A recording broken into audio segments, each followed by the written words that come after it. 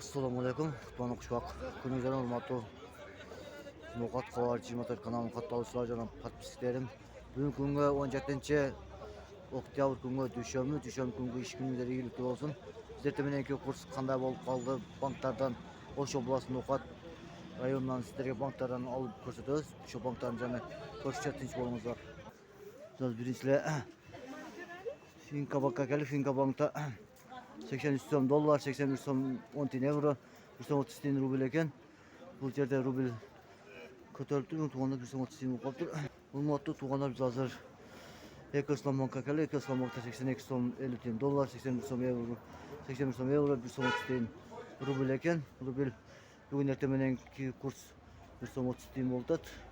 Albatta qancha bo'lishini daha ko'rsatamiz.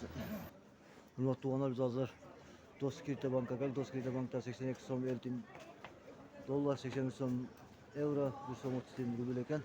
Bu yerda rubl ko'tarib qoldi tuğanlar. Hurmatli tuğanlar, biz hozir Haziya Bank'a geldik. Haziya Bank'ta 83 so'm dollar, 81 so'm euro, 1 so'm 30 tiyin rubl ekan. Rubllar bilan sal ko'tarilib qoldi tuğanlar. Hurmatli tuğanlar, biz hozir Boqay Bank'a geldik. Boqay Bank'ta 83 so'm dollar, 81 so'm 50 tiyin euro, 1 so'm 30 tiyin rubl ekan. Boqay Bank'ta kurslar shunday bo'ldi. Hurmatli tuğanlar, shuni bugungi ertamenki chiqarish oyoqladi.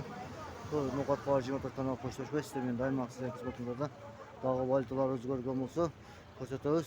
Nokat Kavarcı Motor kanali doim sizlar bilan boringizlar, tinch bo'lingizlar, omon bo'lingizlar.